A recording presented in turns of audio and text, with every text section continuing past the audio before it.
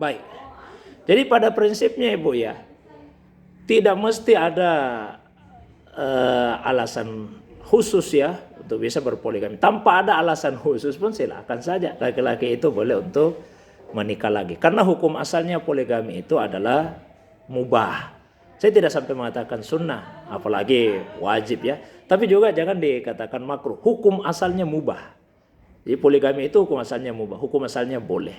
Dia bisa berubah menjadi sunnah, tapi sebaliknya bisa berubah menjadi makruh, bahkan bisa menjadi haram. Kapan menjadi sunnah? Di antaranya, kalau misalnya dia melakukan itu dengan maksud untuk menolong orang lain. Misalnya, mohon maaf, katakanlah ada seorang perempuan yang janda misalnya, punya banyak anak, kita ingin bantu. Silahkan, itu menjadi sunnah, ada pahala lebihnya. Atau ada seorang laki-laki yang dengan satu istri, mohon maaf, kebutuhan seksualnya tidak bisa terpenuhi.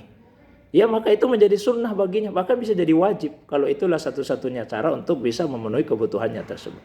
Sebaliknya menjadi makruh apabila dengan poligami itu kemudian dia menzalimi, ya, menzalimi hak-hak istri, itu menjadi makruh, bisa menjadi haram. Ya, saya biasa sampaikan beginilah sederhananya. Saya sering sampaikan seorang laki-laki yang di dalam hatinya betul-betul ada mawaddah. Mawaddah itu rasa cinta yang mendalam terhadap istrinya. Maka dia tidak akan menikah lagi selama tidak ada alasan yang cukup kuat untuk itu. Ya, bisa ibu-ibu senang kalau mendengarkan kalimat seperti itu. Tapi masih ada lanjutannya apa itu? Dan seorang istri yang di dalam hatinya ada rahmah. Rahmah itu rasa sayang yang mendalam terhadap suami.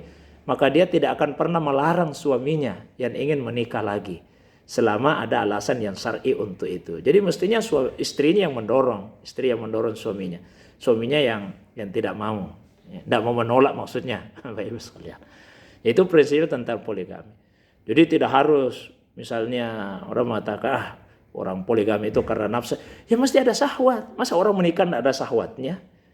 Bahaya kalau orang menikah kemudian tidak punya syahwat sementara pasangan hidupnya masih ada syahwatnya. Orang menikah itu mesti ada syahwat. Salah satu manfaat dari pernikahan itu untuk menyalurkan syahwat dengan cara yang benar.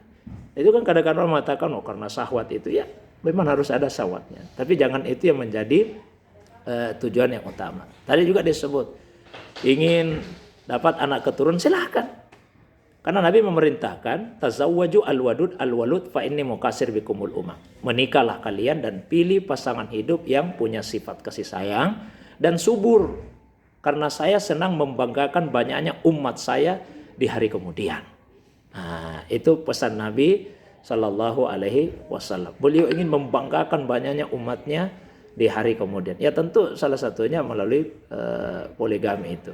Nah, penting juga kita pahami bahwa kalau secara agama ya, agama ini murni secara agama, tidak ada kewajiban suami untuk memberitahu istrinya bahwa dia ingin menikah lagi. Tidak ada kewajiban itu. Dan itu tidak menjadi syarat sahnya. Nabi pun ketika menikahi Sofia, tidak memberitahu sebelumnya kepada Aisyah. Udah menikah baru disampaikan. Ya. Tapi di sisi lain juga saya harus sampaikan pada para laki-laki termasuk saya. Kita semua yang laki-laki. Kan sering orang mengatakan, poligami itu sunnahnya Nabi dengan alasan Nabi melakukan. Jangan lupa, Nabi lebih lama punya satu istri dibandingkan punya lebih dari satu istri. Ketika istrinya Khadijah, hanya Khadijah istri satu-satunya. Nabi menikahi Khadijah ketika umur beliau 25 tahun. Kemudian sampai diangkat jadi Nabi umur 40 tahun, berarti 15 tahun, itu istrinya masih Khadijah saja. Sampai 10 tahun kenabian, istrinya hanya Khadijah saja. Jadi sekitar 25 tahun, Nabi hanya punya satu orang istri.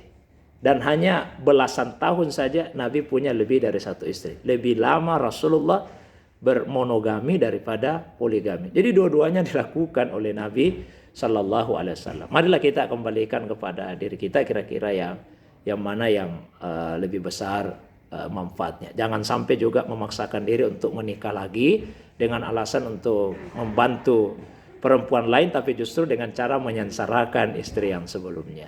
Barangkali itu, semoga bijaksana ya. Menikah lagi membuat istri jadi janda, Ustaz. Iya, ada bahasanya orang itu. Membantu menjanda tapi menjandakan istri. Betul ya. Saya kira itu mesti bijaksana. Allahu a'lam bishawab.